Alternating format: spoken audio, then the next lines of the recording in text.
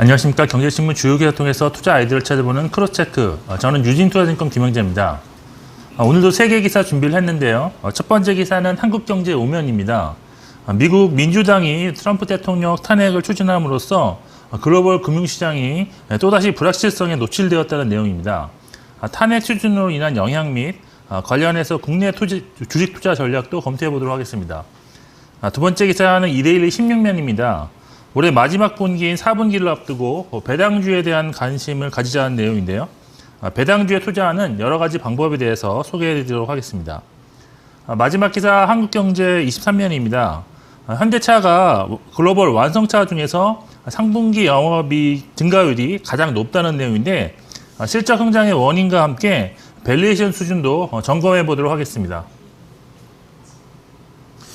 네, 첫 번째 기사는 글로벌 금융시장의 새로운 불확실성으로 자리 잡고 있는 트럼프 미국 대통령 탄핵 추진에 대해 다루고 있는데요. 탄핵 추진이 현재 그 당면한 대외 현안에 부정적인 영향을 줄 수 있다는 그런 내용입니다. 이번 민주당의 그 탄핵 추진은 트럼프 대통령이 유엔 총회 일정을 소화하던 중에 전격적으로 벌어졌는데 선거를 위해서 우크라이나를 압박한 것은 헌법을 심각하게 위반했으면 물론 반역죄까지도 적용 가능하다는 것이 민주당의 입장입니다. 현지에서는 민주당이 장악하고 있는 하원에서 탄핵안이 가결될지라도 공화당이 다수인 상원에서 부결될 가능성이 높아서 실제 탄핵으로 갈 가능성은 낮다고 좀 분석하고 있습니다. 일단 전격적인 그런 탄핵이 나타나자 국제 금융시장도 요동을 했다고 볼 수가 있겠는데요. 증시가 하락하고 경기 침체 장기화 우려감에 유가도 하락했습니다. 여기에 안전자산인 엔화, 금, 채권 가격이 상승을 나타냈는데요. 우리나라 증시에서도 영향을 미쳐서 원달러 환율이 상승하고 외국인들이 코스피, 코스닥 양시장에서의 매도가 나오면서 결국 어제 그 코스피 14거래일 연속 상승 신기록 달성이 좌절이 되었습니다. 시장이 이렇게 반응한 것은 트럼프 대통령이 현재 지금 글로벌하게 진행되고 있는 큰 사안들에 있어서 가장 핵심적인 인물이기 때문인데요. 다음 달 개최될 미중 고위급 무역회담과 현재 다시 추진되고 있는 북미 회담에 있어서 부정적인 영향을 줄 가능성이 높아졌다고 할 수가 있겠습니다. 그 이유는 트럼프 대통령이 당분간 국내 정치에 지금 매진할 수밖에 없는 상황이기 때문에 중국과 북한 역시도 좀 입지가 좀 불안정했다고 생각되는 트럼프 대통령과 합의하기보다는 탄핵 추진 과정을 좀 더 관망할 가능성이 높아졌다라고 보시면 될 것 같습니다. 이 과정에서 오히려 중국이 평소보다 더 강한 그런 주장을 할 수 있다는 점도 부정적이다라고 할 수 있겠는데요. 물론 반대의 경우도 생각해 볼 수도 있습니다. 트럼프 대통령이 이런 난국을 좀 빠르게 헤쳐나가기 위해서 오히려 강하게 중국을 밀어붙이든지 아니면 오히려 유화책을 더 쓰든지 이런 것도 있는데 결국 어느 쪽이든 무역 협상에 있어서 그렇게 좋은 뉴스는 아니다라고 판단해 볼 수 있겠습니다.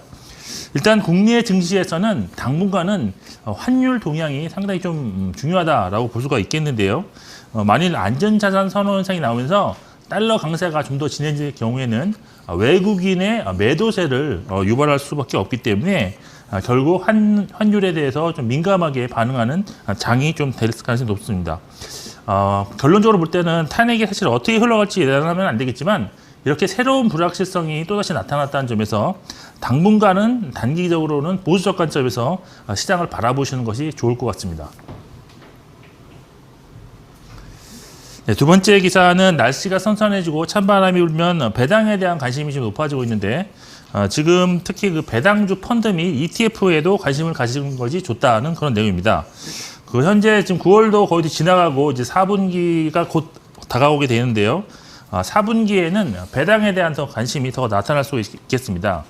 올해 배당이 유망한 투자 수단이라는 점은 지속적으로 말씀드렸는데 가장 큰 이유는 주주 이익에 대한 관심이 높아지면서 배당이 현재 지금 지속적으로 늘어나고 있는 중입니다. 지금 연도별 지금 배당이 나와 있는데 총액이 작년까지 계속 지속적으로 상승했고 올해도 이익이 조금 줄어들긴 하지만 그래도 거의 배당 성향은 비슷하거나 오히려 수익률 자체는 더 좋아질 수 있다는 그런 분석이 나오고 있습니다. 올해 그 수익률만 보더라도 그 배당 펀드의 수익률이 지금 연초 대비 3.3%로 좀 나와 있는데요. 이 수치는 지금 일반 주식형 펀드가 기록한 1.13%와 비교를 해보면 상당히 양호한 수익률을 기록했다라고 볼 수가 있겠습니다.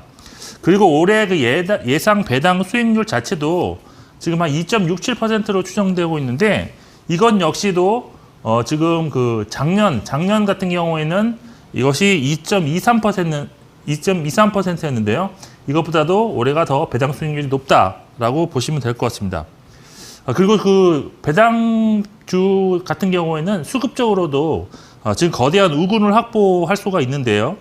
지금 현재 국민연금이 지금 배당주를 전담할 수 있는 위탁 운용사 두 곳을 선정하는 절차를 진행 중이기 때문입니다. 펀더멘탈적으로 그 배당주 선호 현상에 이렇게 국민연금까지 매수해 준다면 연말 배당에 대한 그런 관련 펀드나 뭐 배당주의 수익률은 예상보다 훨씬 더 좋을 가능성이 있다는 점 참고하실 필요가 있을 것 같습니다. 배당에 투자하는 방법은 사실 여러 가지가 있을 수 있는데요.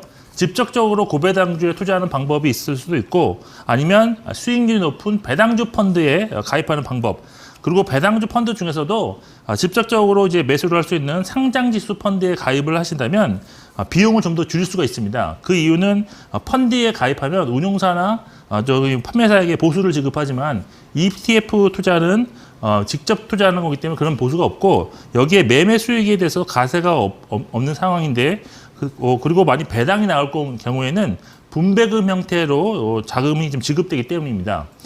분배금에는 배당소득세 15.4%가 붙는데요. 이것마저도 매도 시점까지 납세를 좀 연기하려면 여기 나와 있는 것처럼 토탈 리턴 ETF에 투자하시면 되겠습니다. 이 경우에는 지금 세금을 낼 것을 미리 좀 내는 것이 아니라 연기해 주기 때문에 좀 재투자의 관점으로 접근하실 수 있는데, 뭐 크지는 않지만 복리 효과도 누릴 수 있는 방법이라고 할 수 있습니다. 뭐 다양한 방법이 있는데요. 이렇게 다양한 방법이 있는데, 여기서 뭐 투자자께서 적합한 방법을 찾아서 배당주는 배당 관련된 그런 투자 그 상품은 꼭 한번 가입하시는 것이 필요하다고 판단하고 있습니다. 네, 마지막 기사는 요즘 자주 기사화되고 있는 현대차에 대해 다루고 있는데요. 3분기 영업이익 증가율이 글로벌 완성차 업체 중에서 가장 큰 1위라는 그런 내용입니다. 먼저 그래프 잠깐 보시면 여기 현대차의 작년과 올해 매출과 영업이익 비교가 있는데요. 매출은 작년 대비 한 5.7% 늘어날 것이고, 그리고 그 영업이익은 작년 3분기 대비 무려 251%의 큰 증가율을 기록하면서 지난 분기에 이어서 1조 원이라는 영업이익을 2개 분기 연속으로 달성할 것으로 일단 전망되고 있습니다. 특히 그 현재 형성되어 있는 이런 컨센서스가 시간이 지날수록 점점 더 상향 조정되고 있다는 점에서 실제로는 어닝 서프라이즈 가능성 있다고 할 수 있겠습니다. 이렇게 뭐 현대차 실적 개선된 원인으로는 크게 두 가지가 있는데요. 하나는 환율 효과이고, 두 번째는 신차 효과라고 볼 수가 있겠습니다. 뭐 환율과 같은 경우에는 실제로 그 판매가 달러로 이루어지면서 실적은 원화로 잡히기 때문에 그만큼 더 유리한 환경이라고 할 수 있겠고, 또한 그 원화 약세와 엔화 강세가 동시에 진행 중이기 때문에 그만큼 해외에서의 경쟁력을 확보할 수 있었다라고 보시면 될 것 같습니다. 그리고 여기에 새로 출시된 그 SUV와 소나타 등 신차가 좀 잘 팔리고 있고, 여기에 또한 또 하나가 있네요. 기저 효과가 있습니다. 지금 작년 3분기에 최악의 실적을 기록한 관계로 이런 기저 효과도 실적 성장에 도움을 주었다라고 할 수 있겠습니다. 이러한 현대차의 성장세는 사실 글로벌 완성차들과 비교해보면 더욱더 탁월하다라고 볼 수가 있는데요. 지금 여기 나오겠지만 도요타 같은 경우에는 오히려 마이너스 4%, 복스바겐 같은 경우도 마이너스 11%, 그리고 뭐 미국계 계열사들도 뭐 증가지만 현대차보다는 그래도 증가율이 훨씬 낮다라는 걸 볼 수 있어서 글로벌 완성차 업체 중에서 3분기 영업이익 증가율이 가장 앞서고 있는 상황이다라고 보시면 될 것 같습니다. 밸류에이션 측면을 보면 현대차 같은 경우는 지금 PER로 보면 지금 한 8.5배 수준, 내년 실적 기준입니다.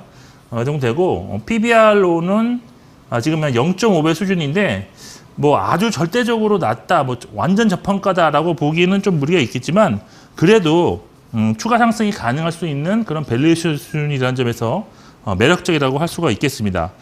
현 시점에서 그나마 내년 업황이 좀 확실하게 털어나는 업종이 조선, 전기전자, 그리고 자동차 업종이라는 점에서 현대차 좀 꾸준하게 관찰하실 필요가 있는 종목이라고 판단을 하고 있습니다. 여기까지 오늘 준비한 3개 기사 모두 검토해 보았습니다. 시장이 새로운 불확실성을 맞이한 관계로 당분간 보수적인 관점에서 시장을 대하시되 추가 하락 시에는 저점 분할 매수 관점에서 접근하는 것이 좋을 것 같습니다. 지금까지 크로스체크 김영기였습니다.